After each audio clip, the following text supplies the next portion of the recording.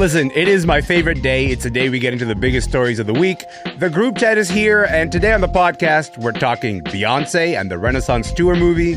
We're talking Dolly Parton's new album, and we'll try to figure out how Noah Kahan came out of nowhere and dominated the year. Let's go.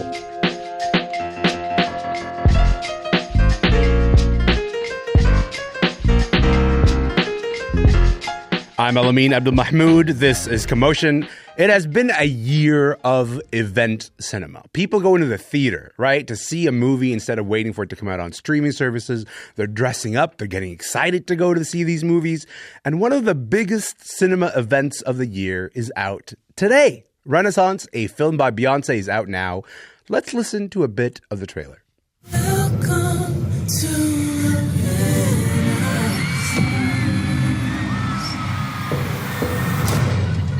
in this world that is very male-dominated, I've had to be really tough to balance motherhood and being on this stage.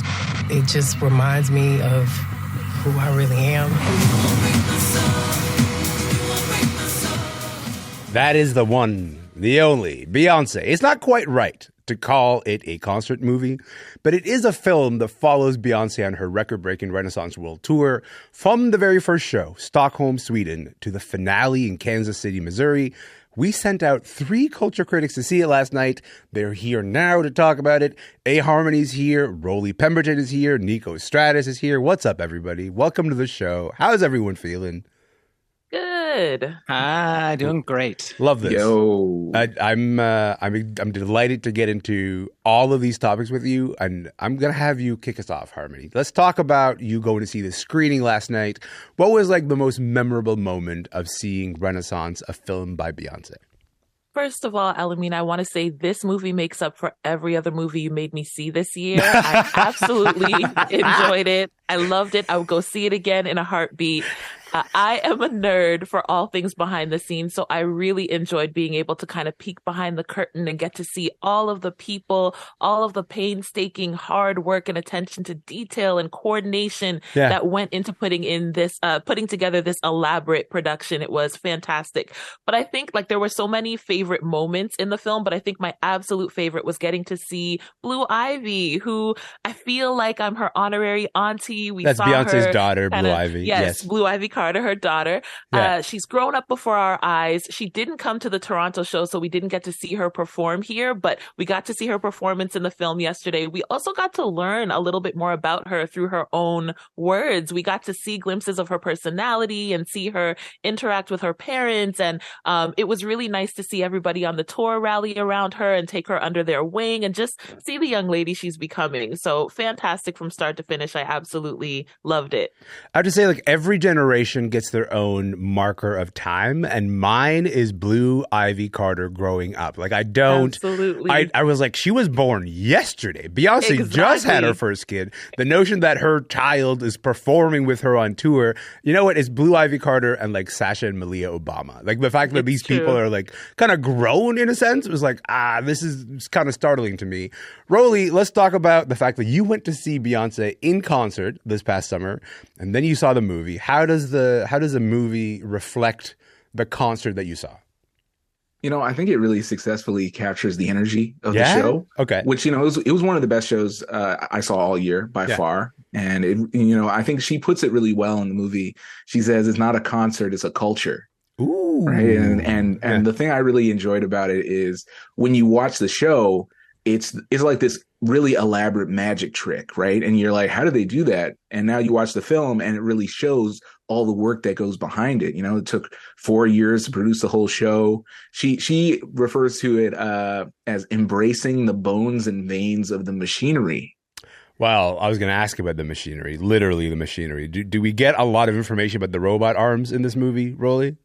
No, not as much as I wish there was. I wish there was more robot arm content, but we do learn that there were actually 3 totally full setups of the tour that they would use and build ahead of time at every different location. So it was amazing. I noticed a lot of stuff that wasn't at the Toronto show. I felt like a little disappointed. There's a huge like inflatable Beyonce at one point. Like we didn't get that. You're like, we got the tank, but I really wanted this inflatable Beyonce business. Where was this in our show? Niko, we know Beyonce to be this extremely private superstar. She does not do interviews. She didn't walk the red carpet at her own movie, right? Like Renaissance movie, all the stars are on the red carpet. Beyonce's nowhere to be found. She slips into her seat kind of like last minute before the actual screening starts. When we get to this movie, we get these behind the scenes sort of moments. How do you feel she pulls back the curtains?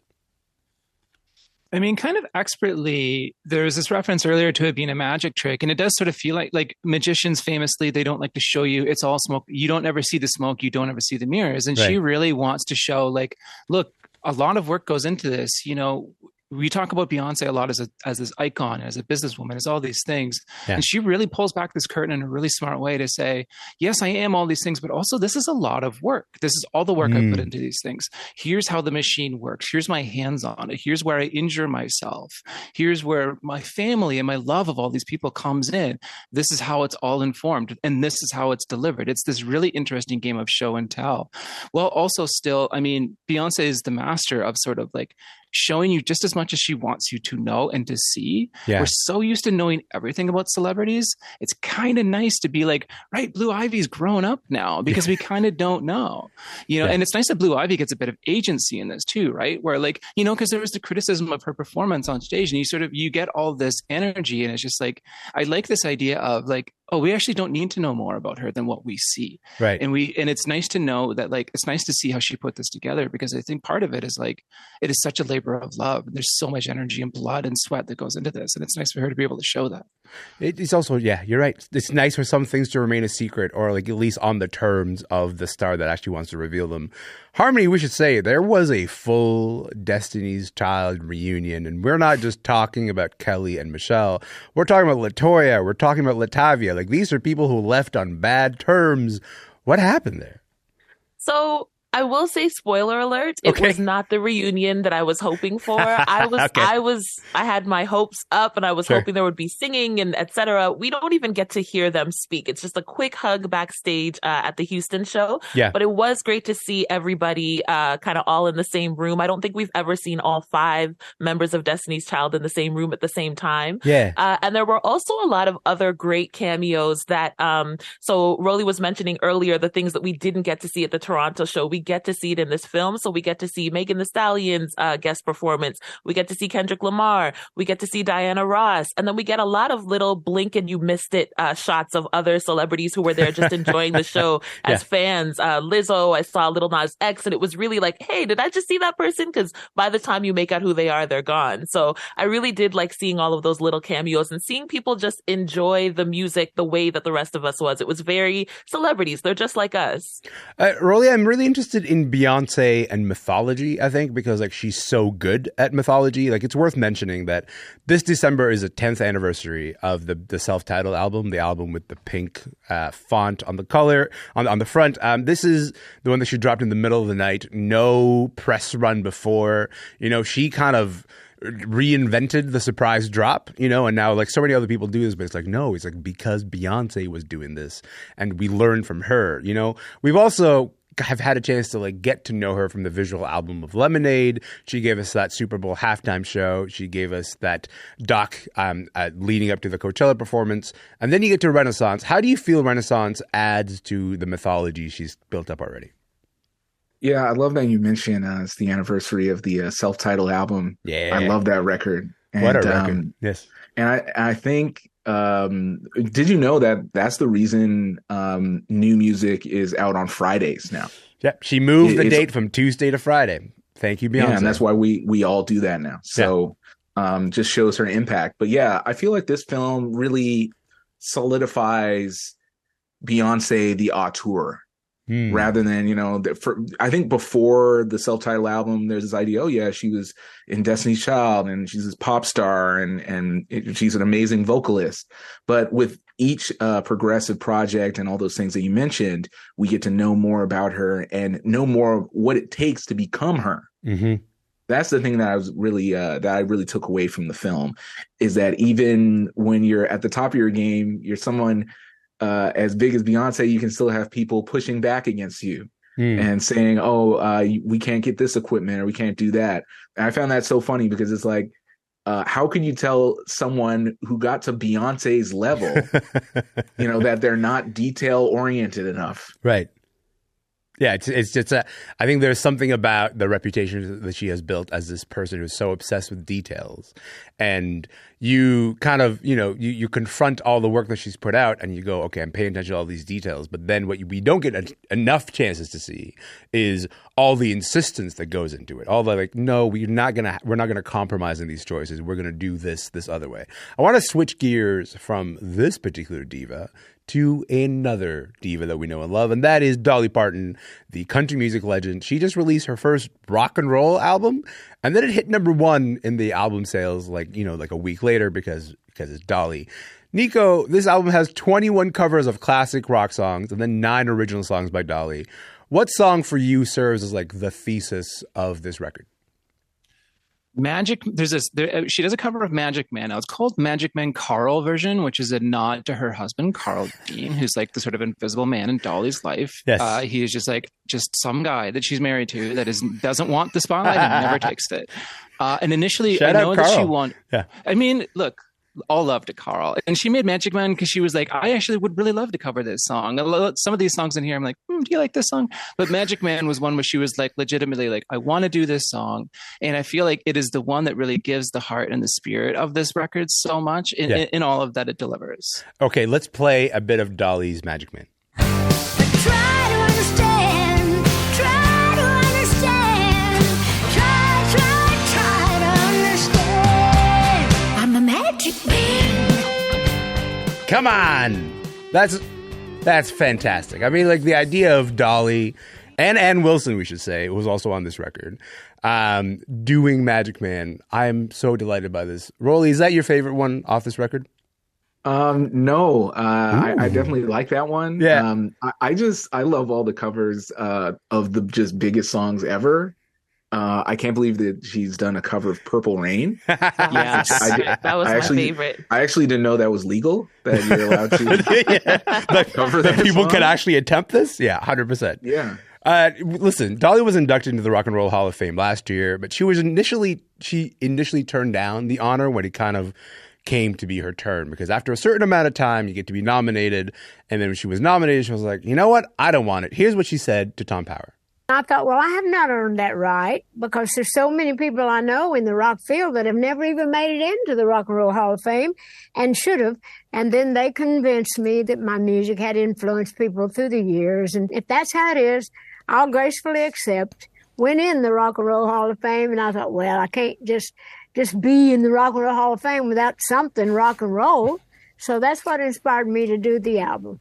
It is unreasonable for Dolly to be that humble, in my opinion. Like the idea of her learning of her influence after the induction seems a little crazy to me. Someone should sit Dolly down and go like, Dolly, I don't know if you're aware, but you're Dolly Parton. Harmony, what do you make of the idea that this was the thing that inspired her to do this album in the first place?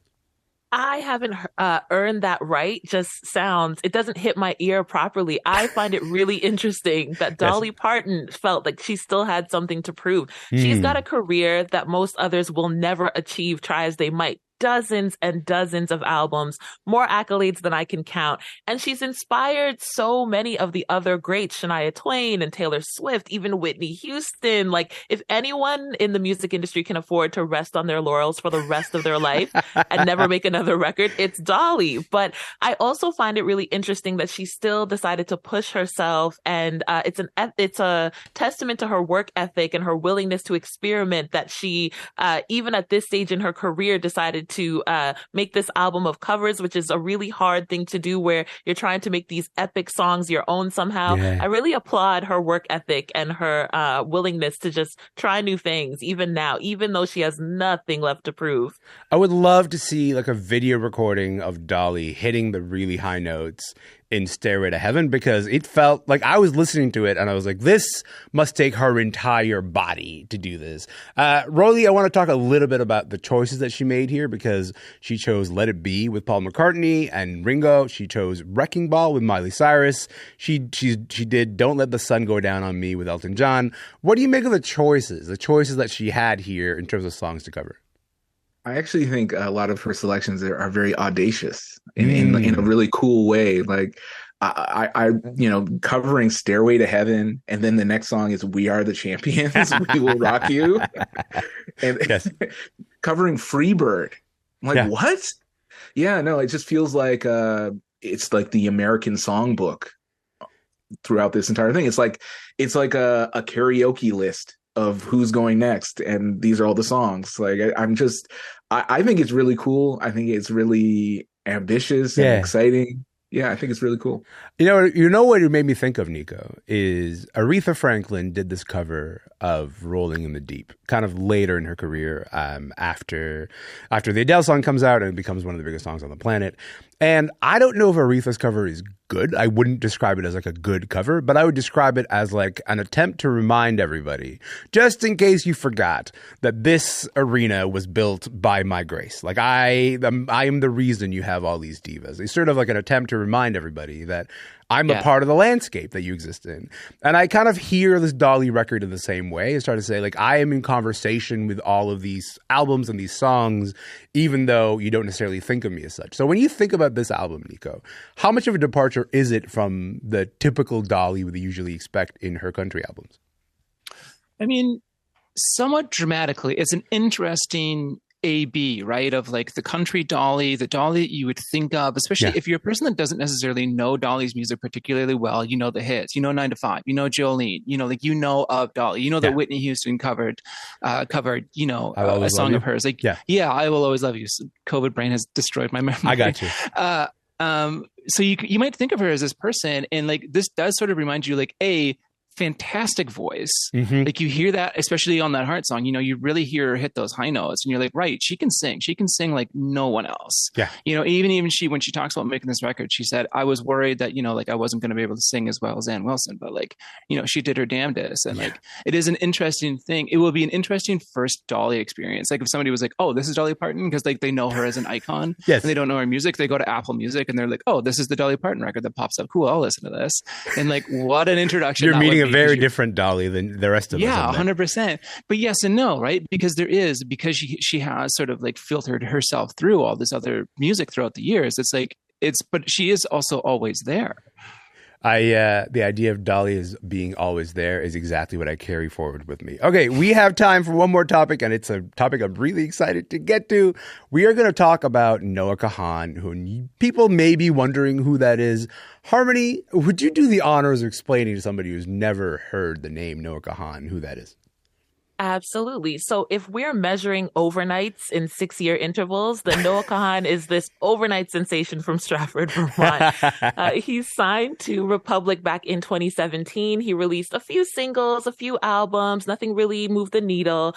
But then eventually earlier this year, his track Stick Season blew up on TikTok. He started shooting up the charts. He gets his first Billboard Hot 100 song with Dial Drunk with Post Malone. And now here we are. He's up for Best New Artist at the 2024 Grammys.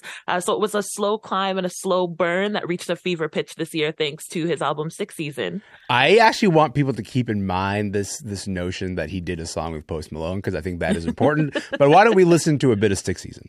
And I love Vermont, but it's the season of the sticks. And I saw your mom, she forgot that I existed. And it's half my fault, but I just like to play the victim. I'll drink alcohol till my friends. Rollie, Noah Kahan is boasting 1.4 billion streams. That's not a small amount, He's performing on SNL this weekend. What makes Noah's rise interesting to you? So I wasn't familiar with him until we had to do this segment. Good. And so I looked him up a bit. Yeah. Yes, and I looked at his Wikipedia is light on details. Yeah. So the only conclusion I can come to is that a shadowy group of music industry people at the center of the earth met one day a couple years ago, and they said, it's time to activate Noah Kahan. Are these industry plant allegations? Is that what we're filing here? Is that what I'm hearing from you? Perhaps. No. Okay. So the reason I brought up the Post Malone thing as being interesting, Niko, is that there is something algorithmically soothing about Noah Kahan, about Post Malone. It is music that is uncontroversial depending on whatever it is you're playing before. He will fit in as easily after Taylor Swift as he will after Bon Iver, as he will after Zach Bryan. There is kind of a continuity and a fluidness to Noah Kahan. He's not really challenging to your sonic palette the same way that I feel Post Malone is. And people kind of tend to dismiss these phenomenon as industry plants, as something that is not particularly interesting. But to me, that's the most interesting, because you can now kind of design music to appeal so straight down the middle to people's music taste that you end up getting 1.4 billion streams and becoming this person who will sell out massive arenas. Meanwhile, most people haven't heard of you. So I'm really interested in this phenomenon. What do you make of it? I mean, I'm just glad that it's finally time for a man to be an industry plant, first of all. At long last, industry plants have come for men. It is it's funny. When I first heard him, I described it to somebody as, it sounds like eating butter. It's kind of nothing, but it goes with a lot of stuff. When you eat butter, if you straight up eat butter, you're I can see how this works with other things. It's not necessarily great on its own, but it's fine. He has this thing where people are really, I've noticed this especially in the last year, where people are really obsessed with the idea of something real that they can buy. Whether or not it's real doesn't matter so much as whether you can buy the idea of its reality. And he's got this, I grew up in Vermont in the stick season. Look, I grew up in the Yukon. I know what it's like to grow up rural, and I can hear that in the song. So yeah, sure, you have an alcohol problem. I lived in the North for 30 something years. I had the same issue. I hear that stuff, but it kind of feels a little bit like an AI designed a real person. Growing up in rural Vermont is sure, it's small, but how small is it? And stick season, it's all well and fine, but it just kind of feels where did you come from and who is buying this exactly? And I can get it, but only just. I am the guy on this panel who is Noah Kahan works for me. Noah Kahan works for me, but mostly because I think I just really enjoy the kind of music that is meant to appeal to you in a really unchallenging kind of way. And I'm not trying to say that Noah Kahan is simple. I think that is a little bit what you say, Niko. But I'm trying to say that there is something that is soothing to my brain about the idea of you can put on Noah Kahan and I would not notice for an hour. And that's a nice feeling to me. And it turns out for 1.4 billion other streams worth of people. We should say the Vox writer Rebecca Jennings just wrote this piece on Noah Kahan, and the headline for the piece, Niko, is "Are we ready for the return of stomp, clap, hey music?" Which is Mumford and Sons kind of music. And I thought that was a great question to ask you, Niko. How are you feeling? Are you ready for stomp, clap, hey to return? I just want to make it clear that I don't speak for all white people when I talk about this. No, God, I hope not. I hope that people have put away their suspenders in the barrels and they don't dress up as turn of the century dustmen anymore. And even though their dads own marketing companies in downtown Brooklyn, but I feel that same authentic spirit is still something that people are searching for, right? People are searching for, they want their artists to have this reality, and the only reality, people somehow think that growing up poor or rural or working class is the only kind of real, as opposed to there's a lot of different kinds of ways to be real. And I know that this sort of indie folk music is sort of trading in that, and I'm sure it'll continue to do quite well. It's always kind of done quite well. But yeah, the stomp clap stuff, I hope that doesn't come back.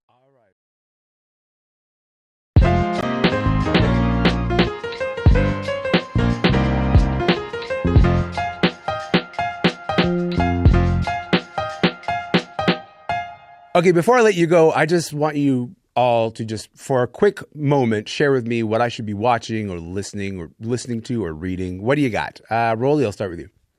Yeah, I'm really enjoying the Robbie Williams documentary on Netflix right now. Ooh. I honestly wasn't super familiar with his music, and watching it really gives such a great insight into the insane level of fame that they have in the UK, especially in the 90s and the early 2000s. Right.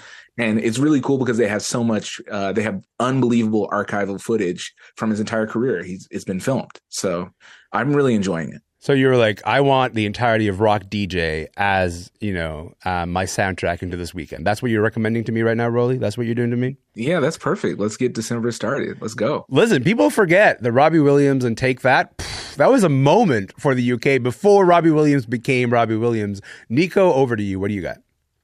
I have been watching and enjoying the show Killing It, which I'm watching on Amazon Prime. I don't know where else you watch it. It's a show that stars Craig Robinson and Claudia O'Doherty. Craig Robinson sort of starts at the start of the series as this guy that has clearly made it as a mogul. And you sort of watch him try to do that as he tries to start a farm for male enhancement drugs. And there's all this other stuff that happens. It's incredibly funny. It's really weird. I love it. I recommend everybody check it out. My toxic trait is if someone was said, who do you want to play you in a movie? I would say Craig Robinson. Harmony, what do you got? What should I be spending time with? New music from Tyla. She is a 21-year-old singer from Johannesburg. You've probably heard her song Water. It blew up all over TikTok this summer. She's performed it on Jimmy Fallon, and it made her the first South African solo act to hit the Billboard chart in 50 years or something, or over 50 years. Wow. She's also up for Best African Music Performance at the Grammys next year. So she's been having a huge run with the song Water. But for those who were worried that she might be a one-hit wonder, she dropped a self-titled EP today. And I am happy to report that she's not just a one-hit wonder. There's some really great music on there. I really like the song Truth or Dare. It's this dreamy, scorching track. So check out Truth or Dare. But the whole EP is great. I'll be listening to that all weekend. I'm ready with these recommendations. I appreciate all of you. Rollie, Niko, Harmony, thank you again for your time. You guys are the best. Thank you. Thank you. Big up. Niko Stratis is a culture critic who writes a Substack, Anxiety Shark, from Toronto. Rollie Pemberton is a music critic and rapper known as Cadence Weapon. He's out in Hamilton, Ontario. And Harmony is a music critic and industry insider in Toronto. By the way, if you want to catch that Tom Power interview with Dolly Parton, it is up on the Q podcast. Listen, that is it for the podcast today. My name is Elamin Abdelmahmoud. If you would do us a favor of going to Instagram and following us, we're at Commotion CBC. And that's it. That's it for the week. But you know what? I'm going to be here next week. If you're going to be here, I'll see you then.